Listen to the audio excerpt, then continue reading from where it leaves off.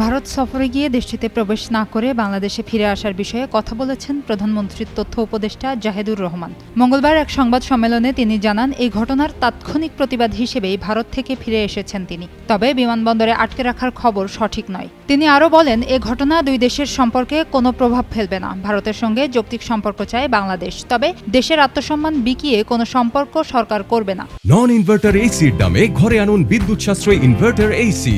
এখন 1.5 ton my one inverter AC মাত্র 48,900 টাকা পাওয়া যাচ্ছে মিনিস্টার শোরুমে।